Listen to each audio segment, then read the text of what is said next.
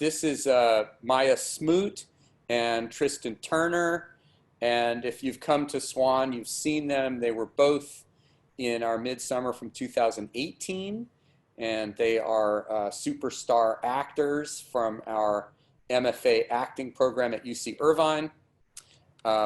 Maya is an artistic advisor for New Swan now, newly appointed, and already really helping us for everything as we move forward, including casting and show selection and just show interpretation and everything else.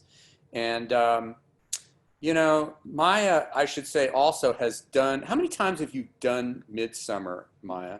I haven't counted in a long time. I think this, if you include this production, I think 6. 6 times. And I played Helena 5 times. Because I'm very, everyone who's seen me, I'm very tall, so it's easy. It's easy to cast. Right. Walk in, they're like, there she is. It's harder to tell now because you're sitting down, right? Oh. But Maya towers above most of our actors in a wonderful way, including me. Yeah, definitely me. And Helena is, we know from the script, is taller than Hermia. It's in the script, and so you always want to get a taller actress in this role. If you're going to cast an actress in the role, which we know you can do lots of things with Shakespeare. It's kind of, I think it's just wonderful to have someone that has done it so many times because the language is very well understood. And it may be difficult, we would say, because you've had so many different cuts of the play that, you know, certain lines are embedded, right? The first time when I was in 7th grade and I did it, my dad was helping me learn the lines. And I've never practiced my lines more for a show. And so I think that cut from 7th grade is still in my brain. And so even going through this, like saying Zoomland is like much more difficult. But that's what they teach us at UCI, right? Being adaptable and being able to change. So I'm working on it. Yeah, I think we're used to saying Athens and saying Zoomland. Yes, Athens, of course, has 2 syllables, Athens. Zoomland, although much longer, also has 2 syllables, Zoomland, but our actors have taken some time to settle into replacing Athenian with Zoomlandian and so forth. But here we are. So I thought it would be wonderful to have Maya and Tristan with us and to go over the first forest scene is what I thought we'd work on and give everyone a sense of how that looks. It's kind of a preview of the performances coming up later this week, beginning on Wednesday. But perhaps we could do that scene, and then I should also say that it's, to everyone listening, it's really, really important for the actors to remember to enter into a scene in the right order. Okay? The reason is, as we look at the screen, the first actor in is going to go to the left, to the top left. The second actor in is going to go to the right. And so if they reverse that order, then when they're looking at each other, they're going to be looking the wrong way. It's going to be really weird. So we'll assume that you guys are going to enter in the right way. And why don't we just run through the scene, and then maybe we can chat about it a little bit.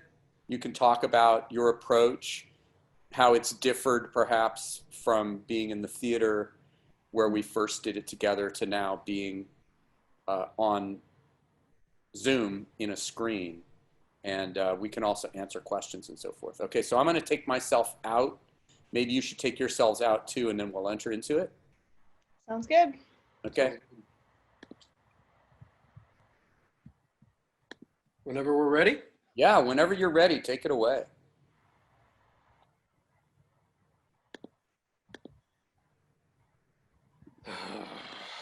Oh, I love thee not, therefore pursue me not. Where is Lysandra and fair Hermia? The one I'll slay, the other slayeth me. Thou toldst me they were stolen unto this wood. And here am I, and wood within this wood, because I cannot meet my Hermia. Hence, get thee gone, and follow me no more. You draw me, you hard-hearted adamant. Oh. But yet you draw not iron, for my heart is true as steel. Leave you your power to draw, and I shall have no power to follow you. Do I entice you? Mm-hmm. Do I speak you fair? Or rather, do I not, in plainest truth, tell you I do not, nor I cannot love you? And even for that do I love you the more. I am your spaniel. And Demetrius, the more you beat me, I will fawn on you. Use me but as your spaniel. Spurn me, strike me, neglect me, lose me, only give me leave, unworthy as I am to follow you. What worser place can I beg in your love, and yet a place of high respect with me, than to be used as you use your dog? Have not too much the hatred of my spirit, for I am sick when I do look on thee. And I am sick when I look not on you. You do impeach your modesty too much to leave this city and commit yourself into the hands of one that loves you not. To trust the opportunity of night and the ill counsel of a desert place with the rich worth of your virginity. Your virtue is my privilege, for that it is not night when I do see your face. Therefore I think I'm not in the night, nor doth this wood lack worlds of company. For you, in my respect, are all the world. Then how can it be said that I am alone when all the world is here to look on me? I'll run from thee and hide me in the brakes and leave thee to the mercy of wild beasts. The wildest hath not such a heart as you. The dove pursues the griffin. The mild hind makes speed to catch the tiger, bootless speed, when cowardice pursues and valor flies. I will not stay thy questions. Let me go, or if thou follow me, do not believe, but I shall do thee mischief in the wood. Aye, in the temple, in the town, in the field, you do me mischief. Bye, Demetrius. I'll follow thee and make a heaven of hell, to die upon the hand I love so well. All right. I think we can't hear applause, but you're getting it. Fabulous. One of Wonderful. Excellent. the strange things about, feel free to come hit your video back in if you want to, folks, and join us. That's how you reappear magically unto us. Oh, look at all the clapping. Hey. I mean, aren't they incredible? It makes me so happy that we can share these great actors with you.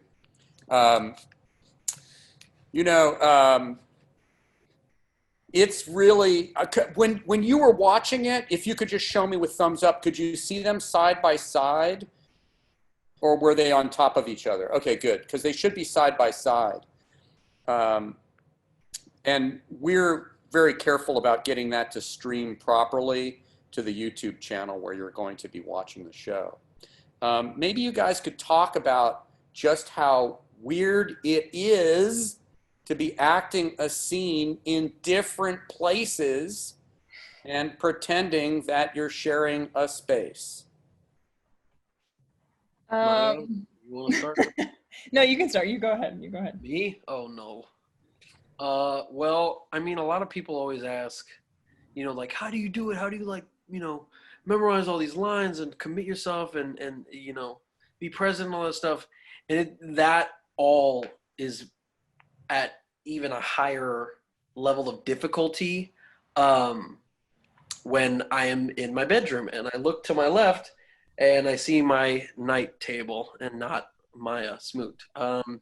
So it just requires a lot more, I think, commitment to the text and commitment to what you're saying and how what you're saying makes you feel and what you're trying to do with those words, rather than getting the other to do something if that other isn't really there.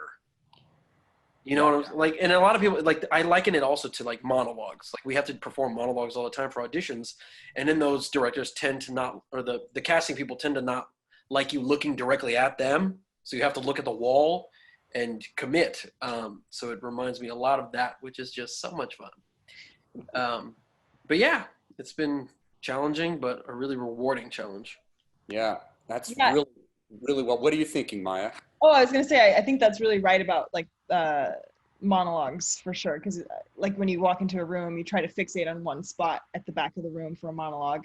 Not fixate, but have your focal point. Like, okay, that's who I'm talking to, and it's very similar. But I would say that, well, Tristan makes my job very easy because one, we have like our whole foundation of a summer working on the show, and like muscle memory is real for sure. I would say that also, like, just like he kind of gives me everything I need for the role too. It's not like I'm like acting with a wall. I'm maybe acting with a wall here, but not here.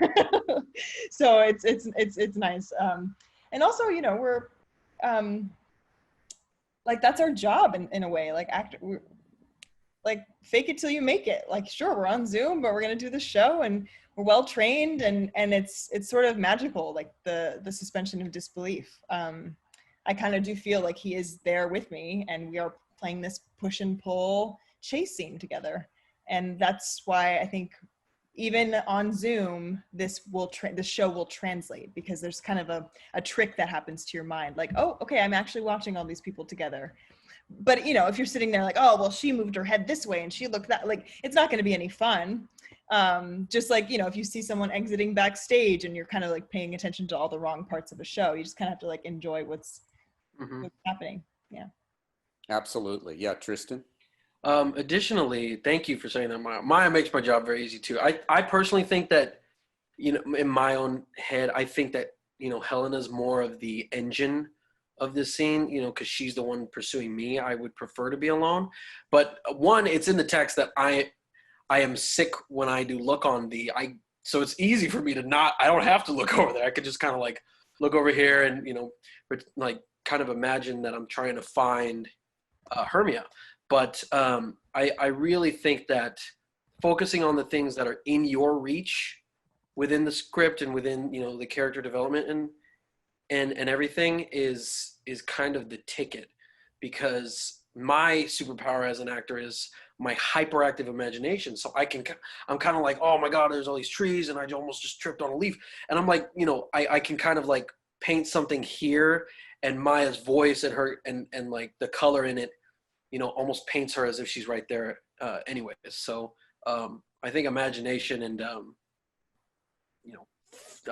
focus, I guess, are really the beautiful things that I have to like hang on to, because if I start thinking about how weird or abstract this is or how difficult it's going to get, the magic is ruined for me, and it'll be ruined for the audience, and I can't do that because it's not even for me to begin with. It's for you all. So yeah. Oh, thank you for that. There's a lot to consider. Looking at the two of you, didn't it look like they were in the forest together, folks? I mean, it's pretty cool, right? It's just like Julia said, though, it's an illusion. It's magic. And just now when Tristan said, I look to my left and I see my bedstand, no, you're in the forest, right? There's a lake and the trees. So this is just something that we figured out how to do on Zoom. We're lucky that Zoom has backgrounds that you can choose. So that allowed us to create different spaces, environments, and the rest of it. We had to pick all, or I had to pick all photos that were very high definition, which these are, so they don't pixelate on us. That kind of limited our choices somewhat, but then the actors have to also remember to choose the right backgrounds, because we want them in the same forest. So generally actors are not controlling scenery, but just so in this production, they are controlling the backgrounds, their entrances, their exits, and for some of them, although not for the lovers, some of those snap camera filters that we were showing you before, which changed the faces of, say, the Titania and Oberon and the fairies grow wings. So there's a little bit of technology that we can use to our advantage here, since we cannot do what we normally do in the theater, which is change the lighting, change the backgrounds, do all the things that we're used to seeing in the theater. I think there's a question from Yeah. Aria. And if you can, I can't really see if there are questions, Julia, so if you can. Yeah, Aria has a question. Great. Aria? I think that this is more than that. I think this is breaking the fourth wall. I mean, this is like a fifth or sixth wall already. You know, that the actors can see themselves too. I mean, usually they don't see themselves on that thing. They have to transpose their whole imagination because they see that they are in a forest, but they know they're not. You know, so it's not we are the audience and we are the fourth wall. We are not. We're sort of fifth wall or sixth dimension, if there is such a thing. So I think this is really quite unusual to have it on Zoom because it added a completely new take on it. Oh, thank you. I love that you're so into it. It's been really difficult for us to adjust to this performance platform, but I think we've basically gotten there. We've had 5 rehearsals, I think, or maybe 6. And I'd say took us 3 or 4 nights to just kind of get our feet on the ground. Yes, other questions? Kirk and then Heather. Okay, Kirk? Yes, to the actors, wow, that was surprisingly effective. I'm wondering what kind of film acting you've done in preparation for this. Is there film acting classes you've taken or self-study in preparation for this project? Yes, well, Tristan and I were in the same class, so it's kind of for both of us. But we were taught by Mr. Richard Brestoff, who you remember in the first production of Merchant of Venice. He played Shylock, and he's a professor at UC Irvine. And he'll be joining us as Aegeus. Yes, he will. So yeah, we did a few classes for film at our program. But I would say, I don't know if you agree with this, Tristan, but it feels more like theater than it does film. I mean, I think the size of it, like we have this issue where we just project too much, and Zoom can't really handle the volume because it kind of cuts out, and we can't speak over each other. So that kind of like the rhythm isn't the same as it would be in the theater, I think. Also because you're battling against Wi-Fi connection all the time, and then maybe someone's late not because they're not speaking on time, but because their connection cuts out. So it's kind of like a really fun adventure. But yeah, I would feel like right now I just kind of felt like it was almost like a puppet show or something. Like here's my screen of like, you know, yeah, that's what it feels like, a puppet show, because you can't see my hands right now, but as soon as I, you know, and I could use this is where the magic happens. So anyway. I mean, I've done a couple of short films here and there. I think in total I've done 3. And in those, they kind of took an improv or, you know, what we would call theater acting sort of approach. But at least, I mean, the way I absorb some of the material for my complicated ass head, sorry for my language, is I had to kind of redefine theater acting versus film acting and just kind of shift it to a means of where the focus and energy is going. With theater, it would be going like this, and then with film, you'd have to take all that same amount of energy and focus it, because the only thing that's really going to be catching me is this little dot right in front of me. And just like my main man in the red shirt just added, I'm so sorry I don't know your name, but it, like, this whole thing kind of transcends the whole fourth wall thing and turns it on its head. So I think the training for me kind of reestablished that it's simply about commitment to the circumstances and what you're saying. Yeah, I you know, the second you doubt the magic, or you start to second guess it in any way, then I don't know, the magic just disappears for you. And you can always get it back, but you know, might as well. I mean, I'm in my room.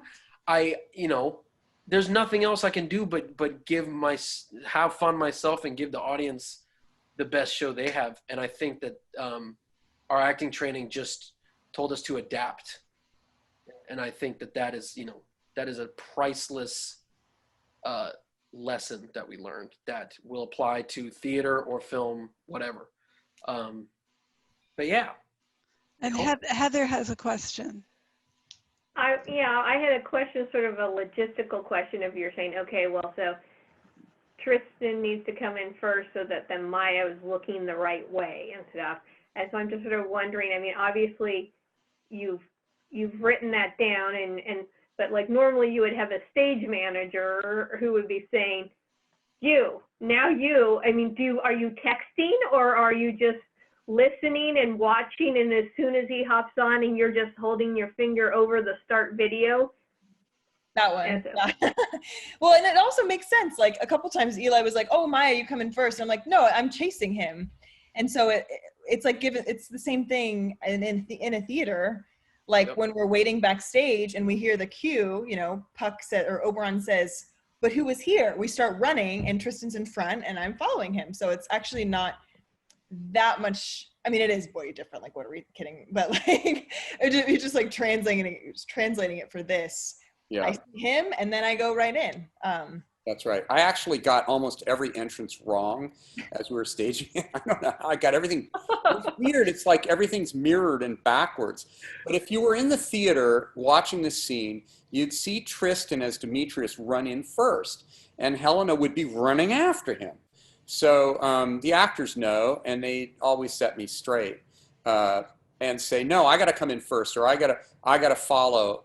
And then everything actually, so when Tristan appears, it's like, the way I think of it is that's when he would have run on stage in New Swan. It's when his video appears. And then when Maya appears as Helena, that's when she would have entered. And actually, at least at New Swan, we don't have a stage manager cueing the actors to do anything. The actors have to, our stage manager is up at the top of the theater running the cues, and it's, you know, nowhere near the actors. They pretty much have to remember when to enter and how to enter, and they don't forget because there's so much responsibility on their shoulders. I totally trust them to remember when to hit.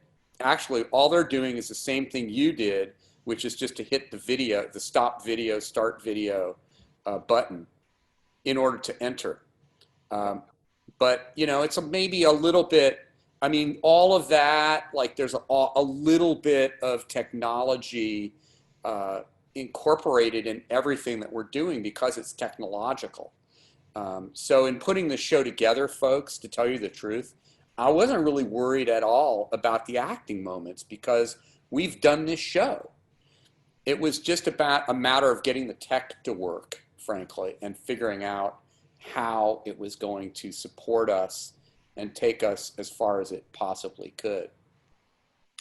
I think, yeah, to add on Eli's thing, you make it work. And I think the actors, you know, our job isn't just memorizing the lines and then doing it. I think it's, you know, we have to be as reliable as possible because, like he's saying, like stage managers, they got the things that Miriam, our stage manager, keeps in her head. I will never understand. I will never understand it. So, you know, if the least I can do is kind of, you know, figure out a way to memorize when I go on stage and how fast and at what cue and all that stuff, then we do it. And me and Maya talk all the time. We're like, yeah, we should probably press our button like right there, like on this note. Like we even get that specific sometimes.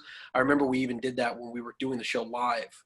We would talk about like when exactly to enter so as to not skip a beat. But and yeah. I still think it's way easier than memorizing like a really long dance sequence. I'd rather do this than like a full. Okay, so just for fun, we're going to show you some things that could go wrong. Oh, no. I almost hesitate to do this, but we're going to do it. Okay? I still haven't done it right enough times, Eli knows. It's just going to be great. We're going to show you a few things. So if you guys could hit your cameras again and disappear, I'm going to. I think what would be interesting, just for fun, is first to and we won't do the whole scene, but why don't you guys enter in the wrong order, and then everyone will see that you'll be looking the wrong way. Okay. Is it okay if I add something else that was a result of yesterday's rehearsal? Absolutely. Do whatever you like. We're just They're gonna love it. Okay. Okay. We're just having fun here.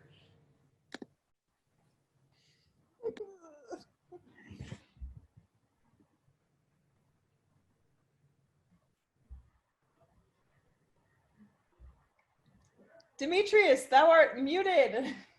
I was saying, I love thee not, therefore pursue me not.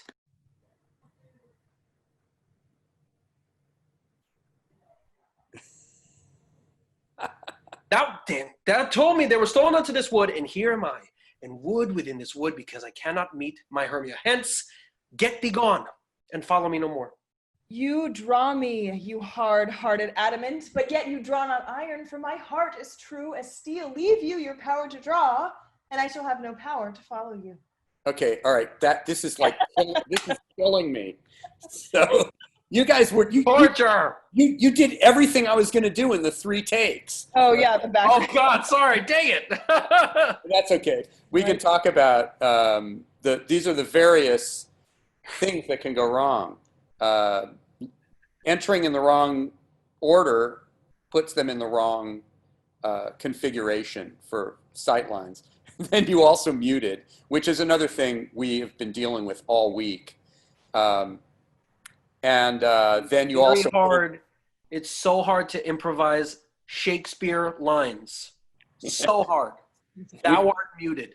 We've come up with "thou art muted" pretty often. But the thing about muting too is like we're in our homes just like you're in yours. We have animals and roommates and sirens and vacuums and things going on. So it's like, we have to be respectful and like mute, but then it's like if we don't remember, then right. Yeah, it's really like guerrilla theater out here. It really is. Kind of just making, and sometimes my background cuts out because the lamp isn't exactly at this angle, so I have to move it over to make sure I'm lit. Yeah, it's fun. Lighting is very important, right? Or like my green screen, see? Like I think the worst part of all this is the fickle nature of Wi-Fi, because we have an amazing, co-star playing Lysandra who's just like, she's not missing her cues. It's just simply her Wi-Fi keeps cutting out. Well, because they're in Northern California where the fires are happening, and so the Wi-Fi is just in and out, and like they could have a power outage.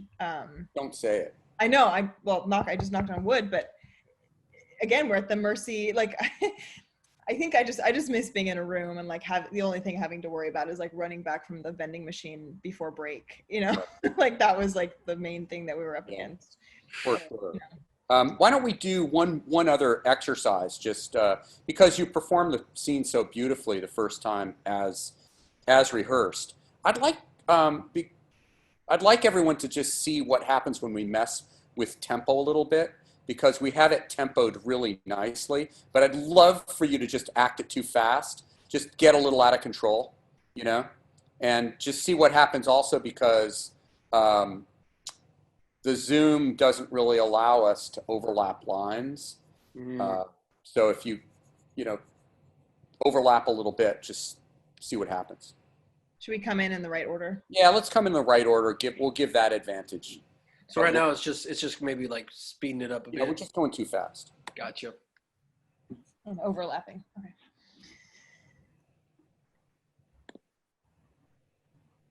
I love thee not, therefore pursue me not. Where is Lysandra and fair Hermia? The one I'll slay, the other slayeth me. Thou toldst me they were stolen unto this wood, and here am I, and wood within this wood, because I cannot meet my Hermia.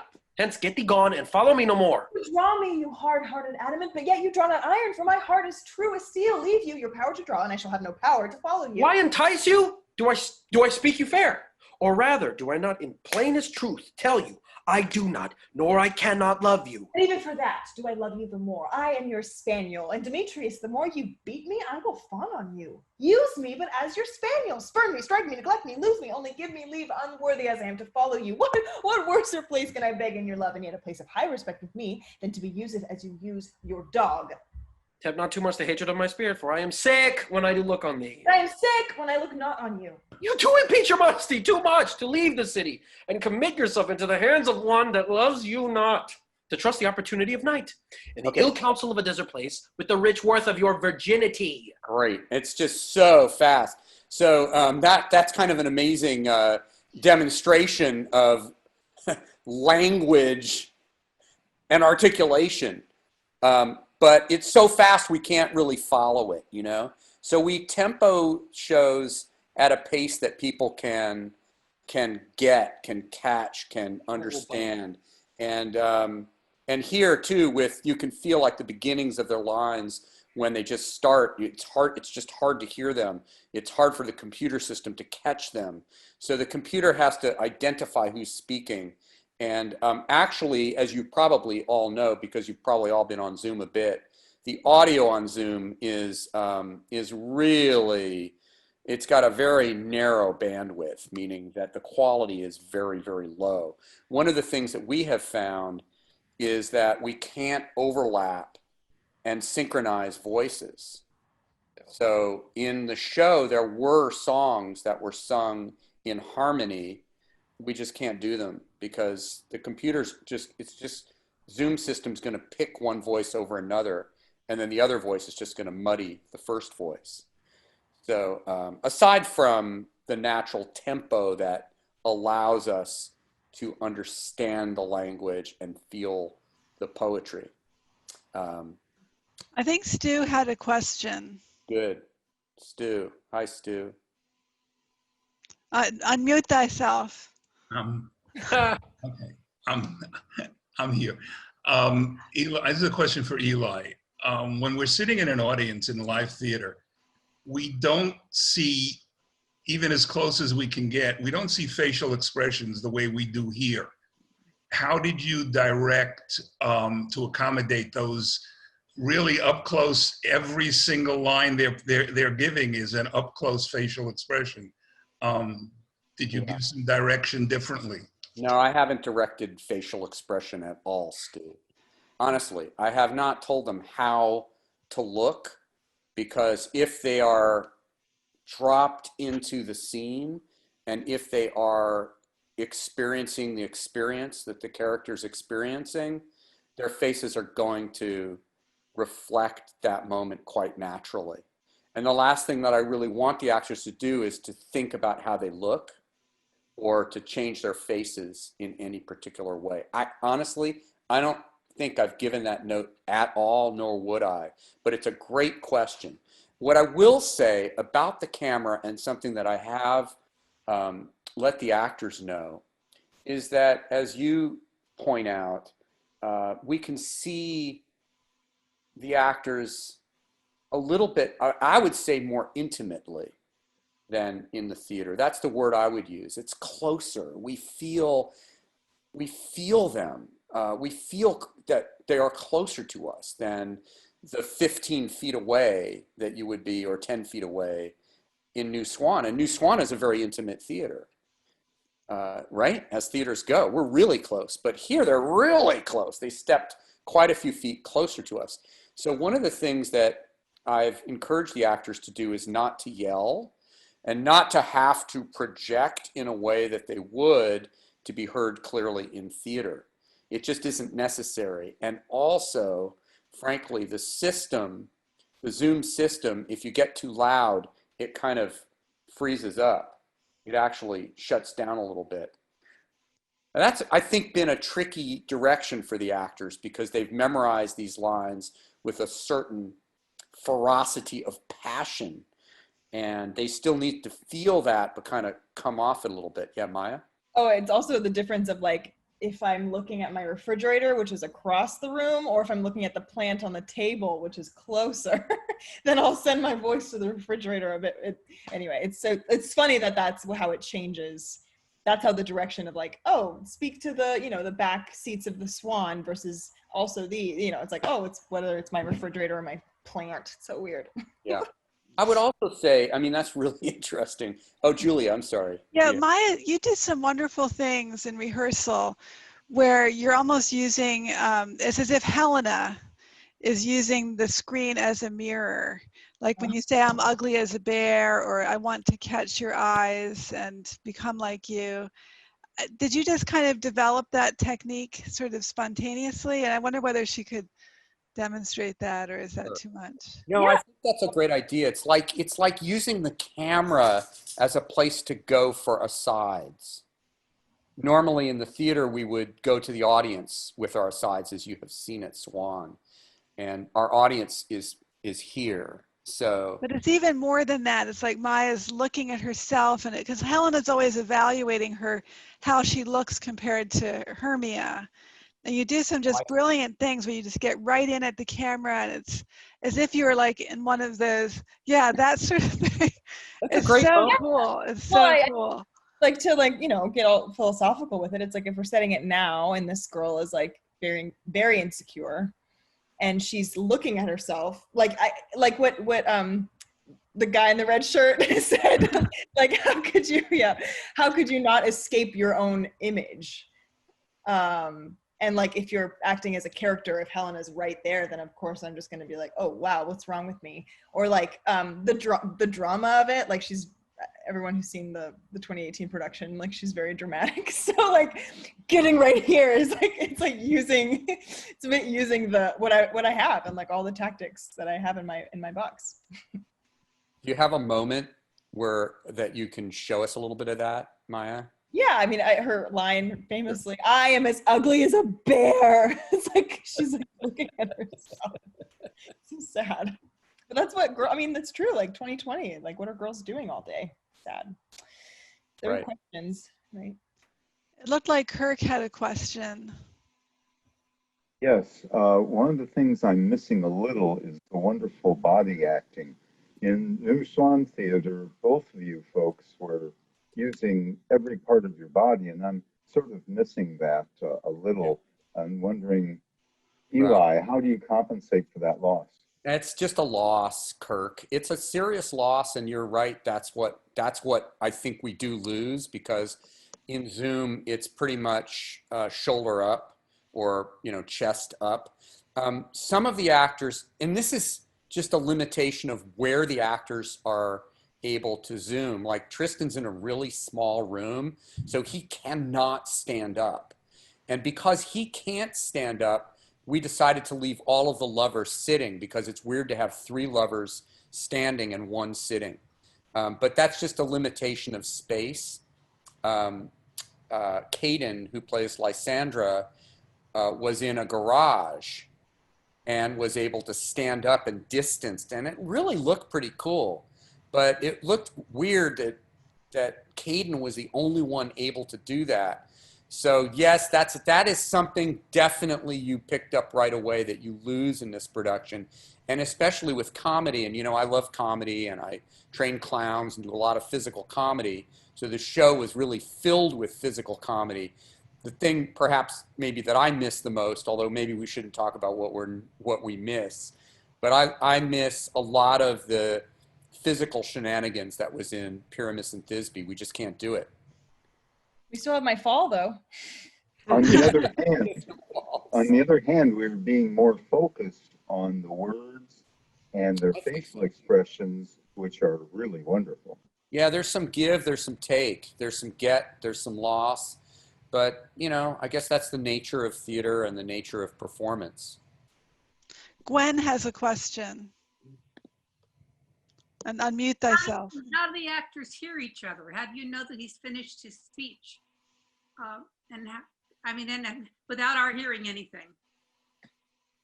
When you're giving your speeches and talking to each other, can you hear each other? Oh yeah.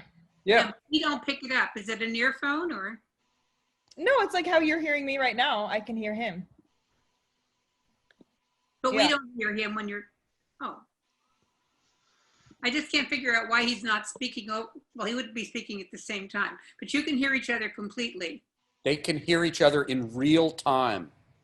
So it's no different than right now, the way we just heard you. I know you're done, and now I'm speaking. Sometimes there's a little bit of lag with Zoom, and the synchronicity is off. But there's nothing much we can do about that. It tends to come back after a while, I've noticed. So we're supposed to end around 4:15, and Katie has a question, and then maybe you can wrap things up, Eli. Okay, I don't know if there's a final little bit that they want to do the scene again just for, or whatever you want. Okay. But Katie has a question. I'll make it quick.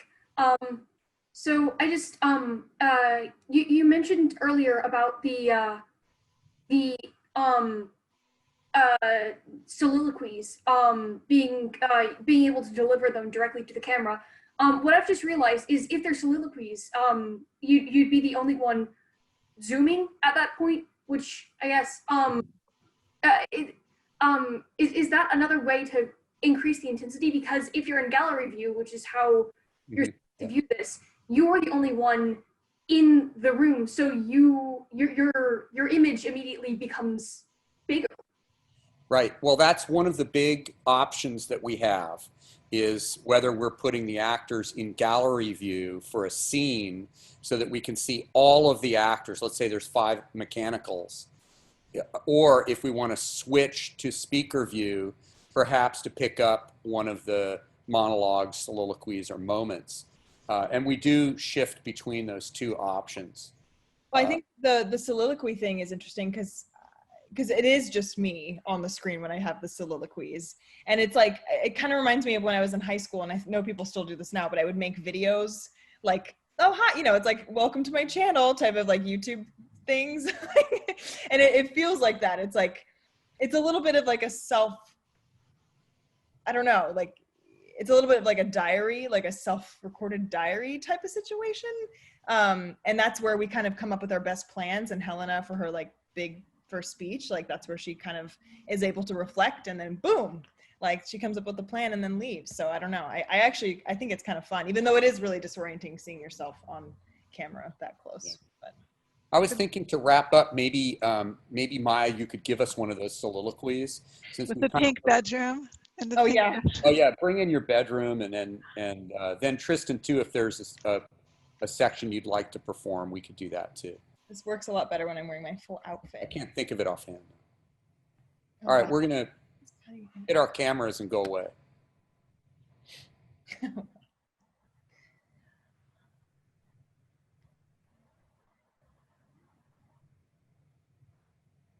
How happy some or other some can be.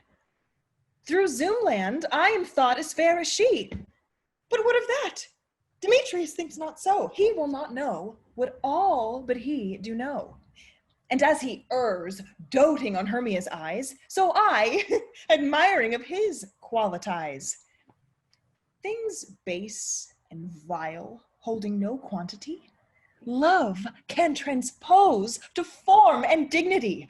Love looks not with the eyes, but with the mind, and therefore is winged Cupid painted blind.